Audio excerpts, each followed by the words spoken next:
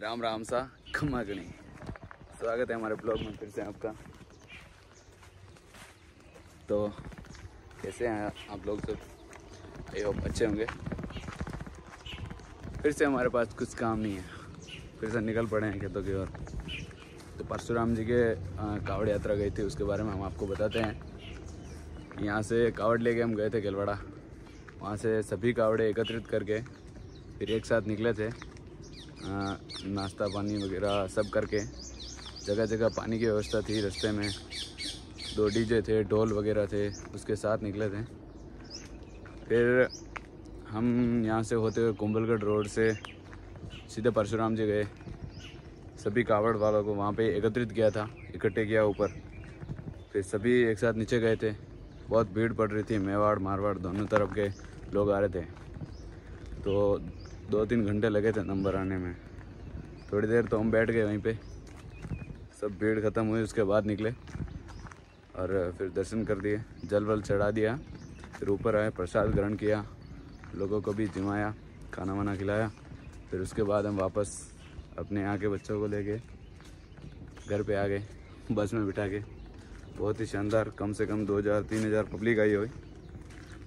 और हिंदुत्व की जो शक्ति का बहुत ही अच्छा प्रदर्शन हुआ उस दिन। इसी तरह कावड़ यात्रा का हमारा जो यात्रा थी वो सफल रही। फिर उसके बाद घर पे ही हैं, कुछ किया नहीं अभी तक। अभी सोच रहे हैं कहीं ना कहीं और घूमने जाने की। बाकी तो खेतों में हैं काम करने के लिए।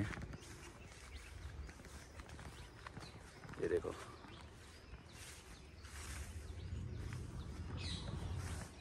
ये फसल, ये देखो, ये यहाँ पे है ना फसल थी, सूर आए और ये सारी फसल यहाँ से ख़राब कर दी। अब यहाँ पे कुछ नहीं है। ये जो फसल बची हुई है, अब नेक्स्ट टारगेट उनका यहाँ पे रहेगा। ये रहेगा उनका मिशन, इनको नष्ट करने का। मौजर निकल गई हैं, थोड़े दिन बाद भुट्टे आएंगे हरे। अच्छी खासी फसल हो रखी है, बारिश का मौसम है, काले काले बादल आ रखे हैं, हरे हरे पत्ते हो रखे हैं, हरियाली का मौसम हो रखा है। ये उनके कारनामे। ये देखो, लिख लिख अर्जी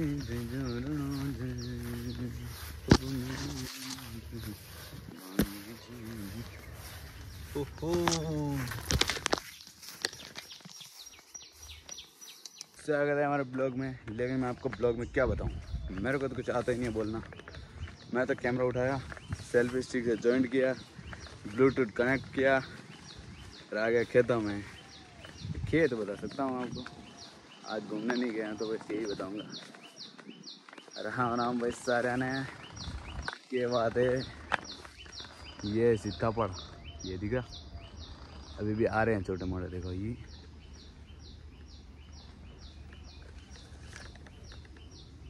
और भी है। ऐसा है हमारे यहाँ का मौसम, सुनहरा सुनहरा सुनहरा सुनहरा। और बताता हूँ व्यू आपको। ये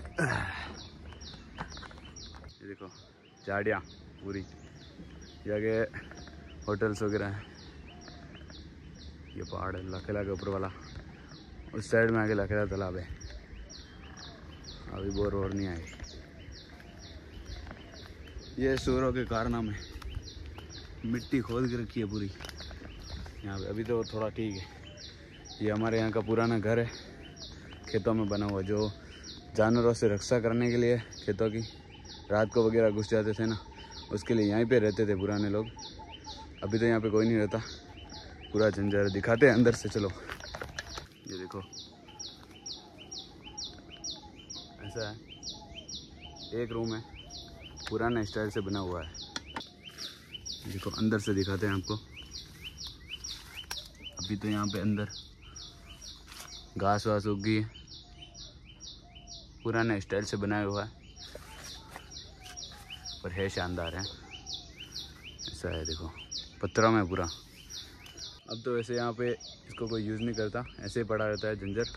लेकिन पुराने जैसे कि हमारे दादाजी वगैरह इसको यूज़ करते थे, और जगह जगह पे बनाए हुए रहते ही थे ऐसे मकान, क्योंकि रात को यहीं पे सोते थे।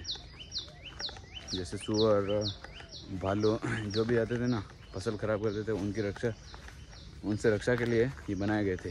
रात पे यहीं पे रहते थे, सोते वगैरह थे।